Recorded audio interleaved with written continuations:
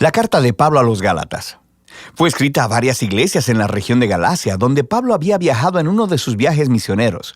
Puedes leer la historia en el libro de Hechos. Él escribió esta importante carta con una profunda pasión y frustración. Este es el trasfondo.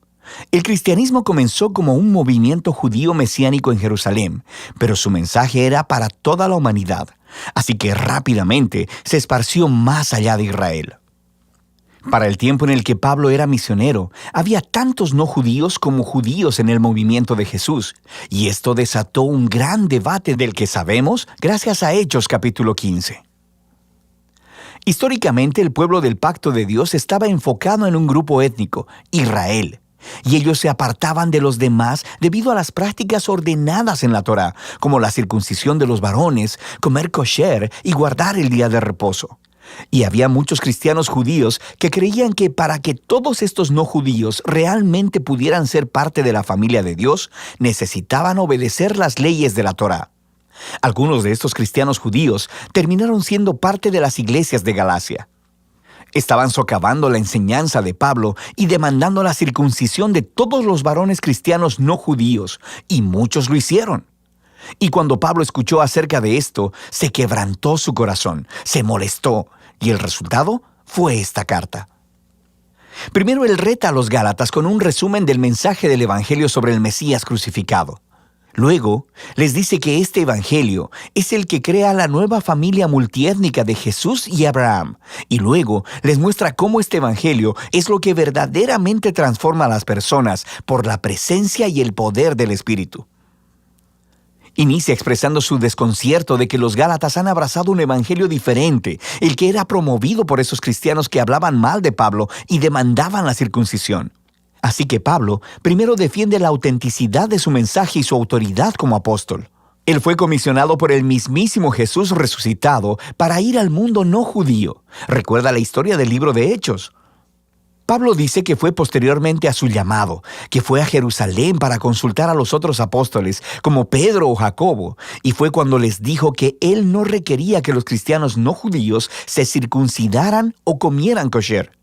Ellos estuvieron completamente de acuerdo. Pero esta tensión creció. Pedro había ido a Antioquía a visitar y ver a todos estos cristianos no judíos, y estaba comiendo y compartiendo con ellos. Pero cuando algunos de estos grupos de oposición provenientes de Jerusalén llegaron a Antioquía, Pedro cedió ante la presión.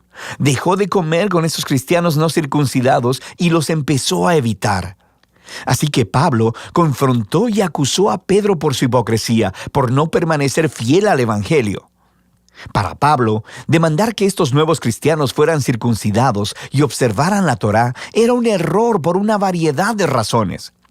Primero que nada, porque es una traición al Evangelio, o en sus palabras, el hombre no es justificado por las obras de la ley, sino mediante la fe en Cristo Jesús el Mesías, y también nosotros hemos creído en Cristo Jesús. Ser justificado, literalmente, ser declarado justo, es un término del Antiguo Testamento con mucha riqueza para Pablo. Describe cuando Dios declara que alguien está en una relación correcta con Él, que está perdonado, que le es otorgado un lugar en la familia de Dios y está siendo transformado por la gracia de Dios. Y es la convicción de Pablo que nadie puede ser justificado por guardar los mandamientos de la Torá, sino solo por la fe de Jesús. Esta es una frase densa y podría referirse a la fidelidad de Jesús al vivir y morir en nuestro lugar, o podría referirse a nuestra propia confianza y devoción a Jesús. De cualquier manera, el punto es claro.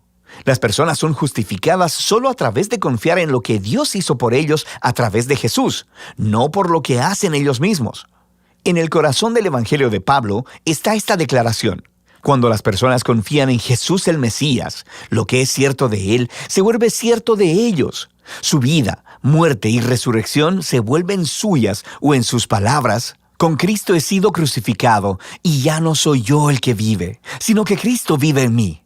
Y la vida que ahora vivo en la carne, la vivo por la fe en el Hijo de Dios, el cual me amó y se entregó a sí mismo por mí. Así que la razón por la que cualquiera puede decir que es recto delante de Dios o que pertenece a la familia del pacto de Jesús no es porque obedece las leyes de la Torá, sino solo por lo que Jesús hizo por ellos y que ellos nunca hubiesen podido hacer por sí mismos. Ahora, este profundo entendimiento de lo que Jesús logró tiene enormes implicaciones para quien ahora puede ser incluido en la familia del pacto de Dios y para lo que significa vivir como miembro de esta familia. Así que Pablo primero se vuelve a las historias de Abraham en Génesis, cómo él fue justificado o declarado justo delante de Dios, simplemente por tener fe al confiar en la promesa de Dios de que un día todas las naciones encontrarían la bendición de Dios a través de él y de su descendencia. El propósito de Dios siempre fue tener una gran familia multiétnica de personas que se relacionen con Él en base a la fe, no a las leyes de la Torá. Pero esto hace que surja una pregunta importante. Entonces, ¿por qué Dios le dio a Israel las leyes de la Torá? Aquí Pablo ofrece una explicación muy breve y densa que después completará en su carta a los romanos. Él observa que las leyes de la Torá fueron dadas a Israel en el monte Sinaí mucho después de la promesa de Dios a Abraham. Y si lees la Torá cuidadosamente, dice Pablo, verás que Dios siempre tuvo la intención de que las leyes fueran una medida temporal. Él dice que las leyes tienen un rol tanto negativo como positivo. Negativamente, las leyes actuaron como una lupa sobre el pecado de Israel. Expusieron cómo Israel compartía la condición humana pecaminosa, rebelándose constantemente contra la ley de Dios. Así que la ley, la cual es buena, terminó declarando culpable a Israel y a toda la humanidad con él. O en sus palabras, la ley lo encerró todo bajo pecado. Pero las leyes también tuvieron un rol positivo. Actuaron como un profesor estricto que mantuvo alineado a Israel hasta la venida del prometido descendiente de Abraham, el Mesías.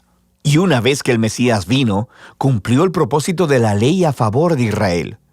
Jesús fue el israelita fiel que verdaderamente amó a Dios y al prójimo, y como rey de Israel, murió para llevar la maldición y la consecuencia del fracaso de Israel sobre sí mismo, y así traer redención. Así que ahora, a través de Jesús, el descendiente de Abraham, la bendición de Dios puede llegar a todas las personas, sin importar su etnia, estatus social o género. Para Pablo, requerir que los cristianos no judíos guarden la Torá no tiene sentido. Es actuar como si Jesús no hubiera cumplido la promesa de Dios ni lidiado con nuestro pecado. Ignora la nueva libertad que se ha ganado para nosotros en Jesús y el regalo del Espíritu, y limita la promesa de Dios y su bendición a una familia étnica. Pero, podrían alegar los oponentes de Pablo, las leyes de la Torá son una guía comprobada para vivir de acuerdo con la voluntad de Dios. ¿Cómo van los cristianos no judíos a aprender esto? Pablo responde en los capítulos 5 y 6 al describir cómo la presencia transformadora de Jesús a través del Espíritu es la clave. Las leyes de la Torá son buenas, son sabias, dice Pablo. De hecho, se pueden resumir, como Jesús hizo, en el mandamiento de amar a tu prójimo como a ti mismo. Pero las leyes, por buenas que sean, no le dieron a Israel el poder de obedecerlas. En contraste, la buena nueva es que Jesús sí cumplió las leyes en lugar nuestro, y ahora Él vive en nosotros a través del Espíritu, haciendo a su pueblo los nuevos humanos que cumplen la ley al amar a otros. Así que Pablo continúa contrastando esta vieja y nueva humanidad. Los hábitos de la vieja humanidad son obvios. Son los comportamientos que deshumanizan a las personas, destruyen las relaciones y a comunidades completas. Y aunque las leyes de la Torá prohibieron estos comportamientos, Jesús fue quien los clavó en la cruz. Así que cuando una persona confía en Jesús y vive en dependencia del Espíritu, la vida de Jesús se convierte en la suya, produciendo lo que Pablo llama el fruto del Espíritu. Esta es la manera de vivir que Jesús quiere reproducir en su familia, para que se conviertan en personas de amor, gozo, paz, paciencia, bondad, benignidad, fe, mansedumbre y templanza. Pero este fruto no es automático, dice Pablo.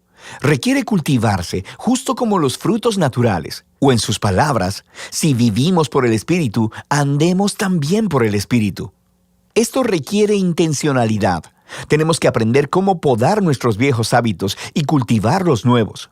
Y mientras lo hacemos, nos encontramos a nosotros mismos siendo llevados por el Espíritu conforme Jesús moldea nuestras mentes y corazones y nos transforma en personas que aman a Dios y a los demás. Y de esta manera, la gente de Jesús cumple lo que Pablo llama la ley de Cristo. Y al final, Pablo concluye: este requerimiento para que los cristianos guarden la Torá o sean circuncidados es errar al blanco. Lo que realmente importa es la nueva creación de Dios, esta nueva familia multiétnica del Mesías, personas llenas de fe en Jesús, que están aprendiendo a amar a Dios y a otros en el poder del Espíritu. Y de eso se trata la carta a los Gálatas.